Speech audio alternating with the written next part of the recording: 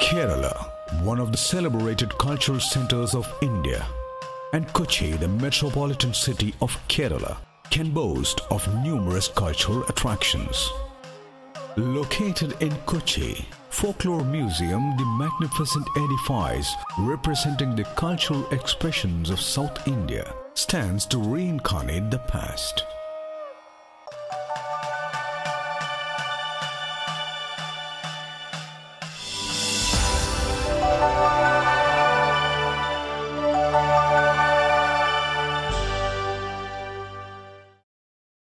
Folklore Museum welcomes you to an enchanting world of ancient South Indian cultural heritage by throwing open a 17th century Dravidian portal before you. The pillars at the entrance, bottomed by the side stones of Sopana, the steps of Sanctum Sanctorum of a temple, were originally discovered in Trichur, Kerala. And two images of 16th century Tamil Nadu stand atop the Sopana stone, extending their warm greetings to you. Also, there is a figure of 13th century in granite, ushering you in the traditional manner.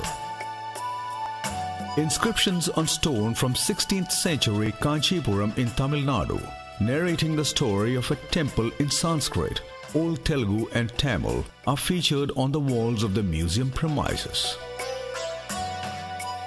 The ornamental architectural slabs placed on top of the ancient temple at Kanchipuram, described in the stone inscriptions, are inverse to form the plinth of this museum edifice. The Kerala style of architecture was influenced on one side by Pallava Pandya Chola tradition and on the other by the Chalukyan. In front of the museum can be seen Deepa Stambam, formerly erected at the Lord Sri Krishna temple in Guruvayur. Mukhamandapam of the museum strictly adheres to the structural principles of temple architecture described in Sthapatya Veda, the science of architecture. Sthapatya Veda comprises of three streams: Vastu, Shilpa and Chitra. Folklore Museum showcases a rich and varied Vastu, Shilpa and Chitra collection.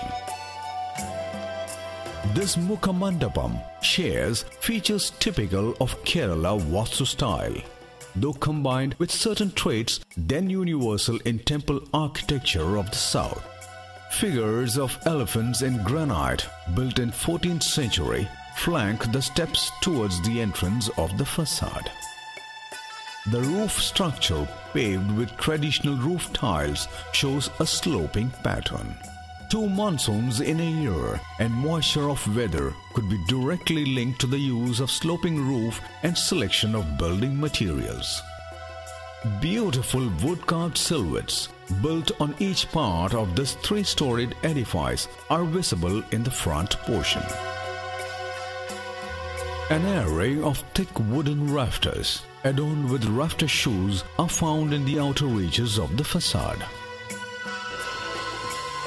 Wooden brackets with carvings encircle the Mukhamandapam, enhancing its appeal. Ash box of traditional type is suspended from the rafters. Bronze bells too are hung from the rafters, and bells are common features of temples. Drainage system is modelled on the pranala of Sanctum Sanctorum. Built in granite, the 17th century Tanjavur door frame of the main entrance is a fine example of rock sculpture, showing curved Dwarapalakas on either side. And the traditional ornamental door carries an icon of Mahalakshmi, the goddess of wealth and prosperity. The interior part of Mukhamandapam resembles Kolai, the resting place in traditional Kerala houses surrounded by open wooden grills. Inside the main entrance, there are wooden sculptures from the 19th century and also a wood-carved panel depicting Hindu mythology right above.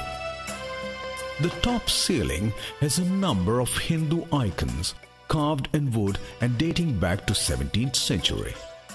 They were collected from the southern part of South India. Icons are created according to the principles laid down in the Agama and Tantra Shastra, the ancient sciences of India.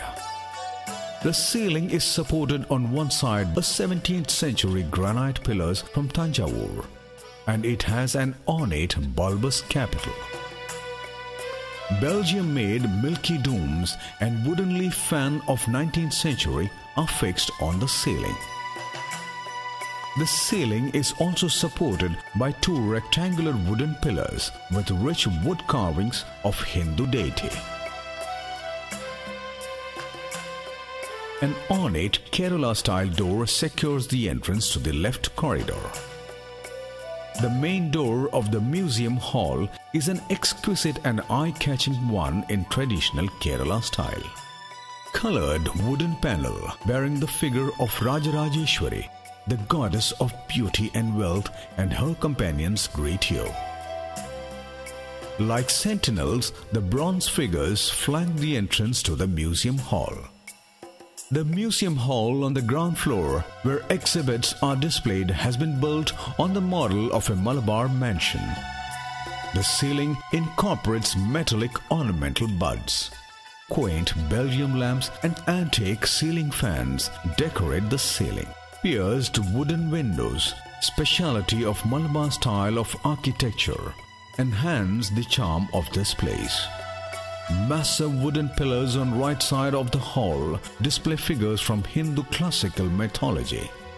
The pillars on the left side shows icons from Dashavataram, the 10 incarnations of Lord Vishnu described in the Hindu Puranas. The first avatar, Matsya, the second avatar, Kurma, the third avatar, Varaha, the fourth avatar, Narasimha, the fifth avatar, Vamana, the sixth avatar, Parashurama, the seventh avatar, Rama, the eighth avatar, Balaraman, the ninth avatar, Krishna, the 10th avatar, Kalki.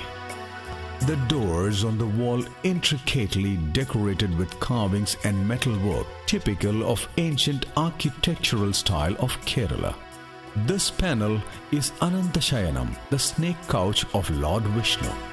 It is one of the best available collections in Kerala with mural style of work in natural coloring. Each door panel carries carvings of different figures from Indian epics. Door panels display scenes described in the epics, and it is executed with marvelous skill. All these show that art and faith sustained each other in the Indian way of life.